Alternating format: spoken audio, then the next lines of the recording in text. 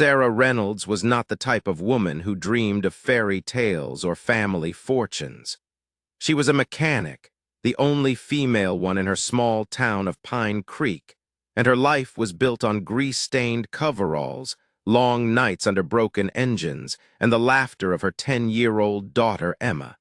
Money was always tight. Rent came due faster than the paychecks, and the dream of someday owning her own garage felt like a mirage she could never reach. But then came the phone call that changed everything. It arrived on an ordinary afternoon, her hands deep inside the carburetor of a client's Chevy, when the answering machine clicked on and a voice cut through the static. "This is Martin Whitaker, attorney at law. I'm trying to reach Sarah Reynolds regarding the estate of Marcus J. Blackwood." The wrench slipped from Sarah's hand. Blackwood. The name echoed like a ghost. She barely knew it, yet it carried weight, because Marcus was her estranged uncle, a man her mother had whispered about only in anger and bitterness. And now he was dead, and somehow impossibly he had left her something. That night, as Emma slept, Sarah returned the lawyer's call and learned the truth. Her uncle's mansion in Pine Ridge now belonged to her. There was no cash, no fortune, just a crumbling estate, a trust for upkeep, and a legacy she didn't understand. At first, she thought of selling it. After all, what was she supposed to do with a decayed stone castle 200 miles away? But Emma's eyes lit with wonder when she heard the word mansion. To a child, it wasn't an expense, it was magic. And though Sarah promised her daughter this was only a visit, not a new home, she knew life as they had lived it was already about to change forever.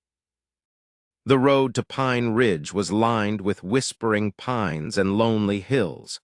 Along the way, strangers gave her curious, almost wary glances. At a gas station, an old cashier squinted and asked if she was heading to the Blackwood place, his warning heavy. "That house brings nothing but trouble." Sarah dismissed it, but unease gnawed at her as the truck rattled up a gravel driveway buried beneath overgrown trees. And then the mansion appeared. Massive stone walls rose from the earth like a relic from another century, turrets and chimneys clawing at the sky. Windows stared like hollow eyes, cracked and dark. Ivy crept up the crumbling facade, reclaiming what time had abandoned. Emma gasped. It was a castle to her, but to Sarah it was a nightmare of repairs and debts. She almost turned around then and there until the front door opened on its own. A tall, stooped man in an immaculate but faded suit emerged, his eyes sharp despite his years. "You have her eyes," he said to Sarah, voice strong as iron. "But I hope you don't have his heart." He introduced himself as Walter Jenkins, the caretaker who had served Marcus for over 50 years. He claimed he had been expecting her. Despite every instinct screaming caution, Sarah stepped inside with Emma at her side. The air smelled of dust and disuse. Chandeliers sagged dangerously above cracked marble floors. But even beneath the decay, the house whispered stories of grandeur, of secrets too heavy to remain buried. And as Walter guided them through fading dining halls and collapsing conservatories, Emma's delight only grew. In her daughter's eyes, it was still magic. Sarah, however, could feel the weight of something else entirely, a history that had not yet revealed itself, but surely would. Walter's tour ended in a room unlike the others, the workshop. Unlike the decaying halls, this place was alive, a temple of mechanics. Tools gleamed on the walls, untouched by time. A hydraulic lift gleamed in the corner, and at its heart stood a half-restored Mustang, its engine exposed as if waiting for her hands to finish the job. For Sarah, this was more treasure than the mansion itself. "Your uncle enjoyed restoring cars," Walter explained. Sarah's fingers trembled as she touched tools worth more than she earned in months. That night, Walter gave her a letter left by Marcus himself. In spidery handwriting, it spoke not of love, but of necessity. The house contains truths that can no longer stay buried. I lack the courage in life. Perhaps you will find it in death. The attic holds the beginning of the story. Sarah read it 3 times. It felt less like inheritance and more like a challenge. She couldn't shake the unease, nor the sense she was stepping into a story already in motion. Sleep eluded her, and when dawn broke, she went searching. The attic was vast, filled with trunks, furniture shrouded in sheets, and decades of forgotten possessions. Dust swirled in beams of pale light, and there at the center sat a chest carved with Marcus's initials. Inside, neatly arranged, were folders, deeds, letters, and photographs. They told a story darker than she could have imagined. Land stolen from struggling families, signatures forged, officials bribed, and men threatened into silence. One letter made her blood run cold. Marcus and 2 powerful partners had forced families out to seize land sitting atop vast silver deposits. Vaughn and Mitchell, names still powerful in Pine Ridge, were at the center of it, and her uncle had documented everything. Suddenly, this mansion was not just an inheritance. It was a vault of evidence. Sarah barely had time to process the weight of what she'd uncovered when footsteps creaked behind her.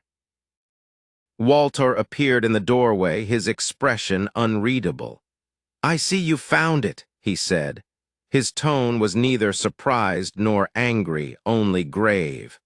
Marcus had left her not wealth, but a weapon, and now the question was, what would she do with it? Sarah soon discovered the past was not as distant as she hoped. Black SUVs appeared.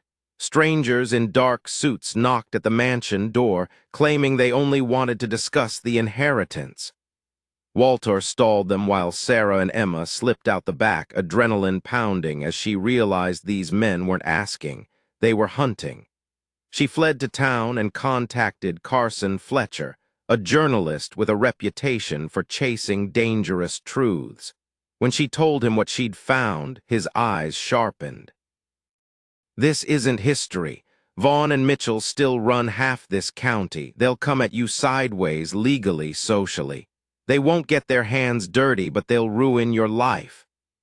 As if on cue, Sarah got a call from Child Protective Services. A complaint had been filed that she was an unfit mother. They were coming for Emma. Terror turned to fury. These men would not just destroy her, they would take her child to silence her. With Carson's help, Sarah dug deeper into archives, tracing Vaughn's land schemes from the 1960s into the present. Everywhere she looked, she saw the same pattern. Land stolen, families displaced, fortunes built on fraud. And every step closer she came, the shadows tightened. As Sarah pieced together the documents, Walter revealed the truth she had never known. Her mother, Catherine, had once confronted Marcus. She had discovered the fraud, the threats, the lies. When she refused to stay silent, they targeted her child, Sarah. To protect her, Catherine vanished in the night, abandoning the Blackwood name forever. Every restless move of Sarah's childhood suddenly made sense. Her mother had spent decades running from shadows, shielding her from enemies she couldn't name. Now Sarah understood. Marcus had left her not to burden, but to finish what Catherine could not. He had built an evidence trail, meticulously catalogued every crime, and waited for someone with both her mother's courage and his own stubborn will to carry it through. And now it was in her hands. Walter took her to a hidden cabin where Marcus's journals were stored. They revealed everything, every bribe, every fraudulent deed, every scheme carried out with Vaughn and Mitchell. And alongside them were financial records proving the corruption continued into the present. Offshore accounts, shell companies. The same families who had lost their farms decades ago were now losing homes to suspicious foreclosures. Emma fell asleep as Sarah read, her small hand curled against her mother's side. Sarah looked at her daughter's innocent face and felt her resolve harden. Enough was enough. Running hadn't protected her mother, and it wouldn't protect her now. The only way out was through. She would expose them, but she knew the cost. Vaughn and Mitchell would come with everything, lawsuits, threats, lies, and even worse. And they would use Emma, which meant Sarah had to act quickly, decisively, and with enough light that no shadow could bury the truth again. With Walter's help, Sarah returned to the mansion one last time. Hidden in the workshop behind the wall, she uncovered Marcus's final secret, a USB drive with digitized files, the ultimate proof of everything. But she wasn't alone. Vaughn himself appeared, silver-haired, his cold eyes scanning the workshop. With him was Marcus's estranged son, James Blackwood, ready to claim the empire his father left behind. They thought they had cornered her. But Sarah slipped past them, evidence secured, determination unshakable. That night Carson published the story. Front page, nationwide, names, dates, documents, everything. Vaughn and Mitchell's empire of lies crumbled under the weight of truth. Sarah knew the battle wasn't over. They would retaliate. They would smear her name. They would make her life hell. But for the first time in decades, the truth was out, and no one could silence it again. Standing in the dawn light with Emma by her side, Sarah realized her true inheritance was not a crumbling mansion, nor even the workshop she loved. It was justice, finally dragged into the light. And to every listener hearing her story now, remember this: darkness only thrives when we stay silent. If you believe truth deserves a voice, then make sure you share this story, subscribe for more, and key listening, because the past is never really buried, and sometimes it's up to us to dig it back up.